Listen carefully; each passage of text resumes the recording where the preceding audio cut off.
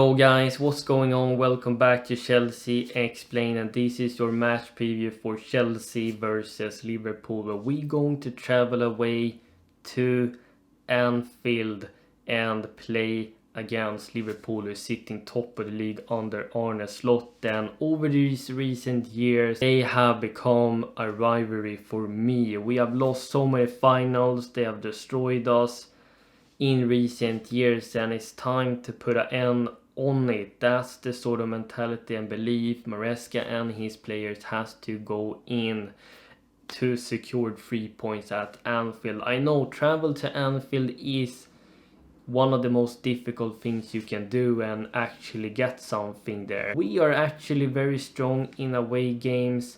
We have a fantastic start to the season like they do.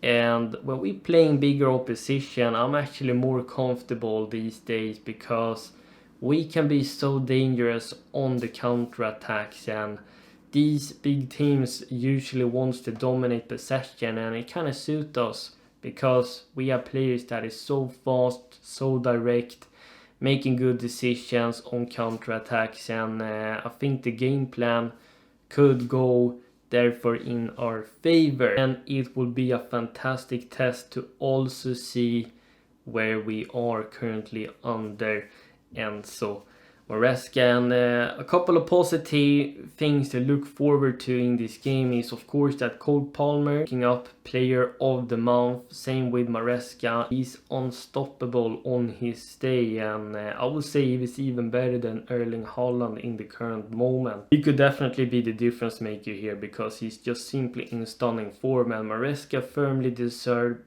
the manager of the month award.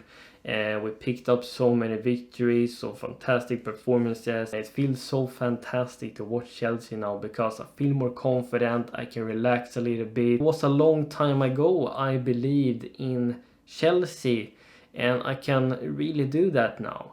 And another positive thing to look forward to is that our captain Reece James is officially back now and making his return. He's been out for hamstring injury for many weeks now. Fitness staff has been very careful with him. Reece James has had full training sessions in his legs. He should have built up his fitness. Now it's just about building match fitness and sharpness. He should be fully ready. Now, is he going to start against Liverpool? I necessarily don't think that, but he can be a fantastic substitute. Give him like 10, 15, 20 minutes here and there to slowly gain back match sharpness, match fitness. And this could be his last dance at Chelsea, because if he continues to getting injured, some people is mentioning that his time at Chelsea could come to an end. And that's literally the last thing I want to happen. He's the most complete fullback and the best fullback in the world in my opinion, because he's good at everything. When it comes to defending, when it comes to attacking, set pieces, delivering crosses, the guy can shoot from 30-40 yards. He's press resistant, very physical, can take on players, drive the ball forward. Reece James got everything. James is a key player and one of the most important players in this team when he's available.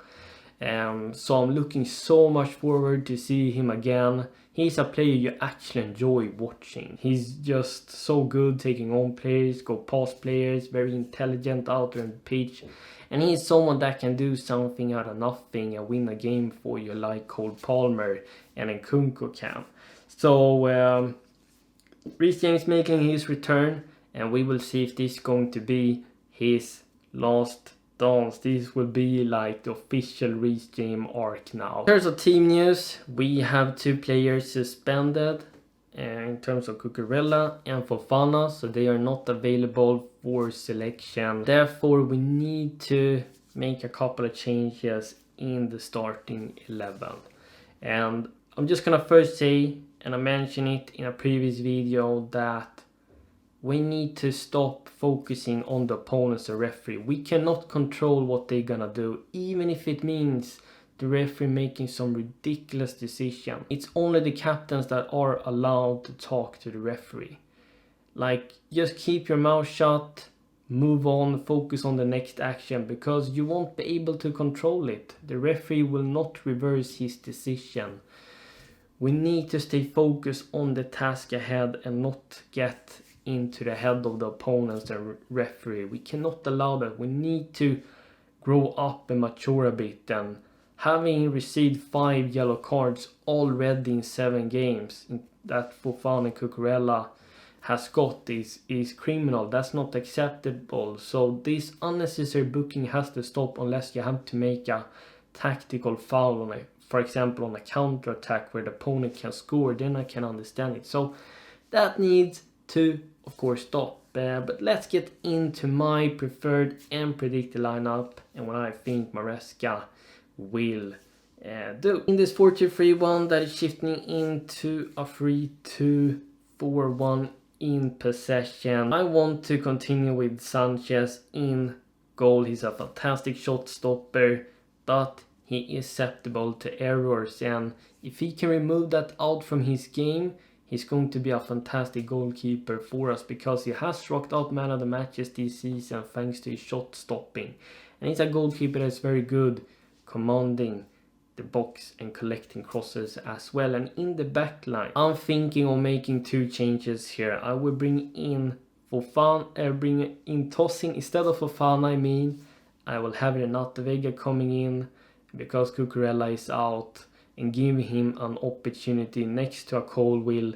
And as the right back, we have Malagusta inverting into the midfield, and Reece James can come in later on. Tosin will add 2 key things here.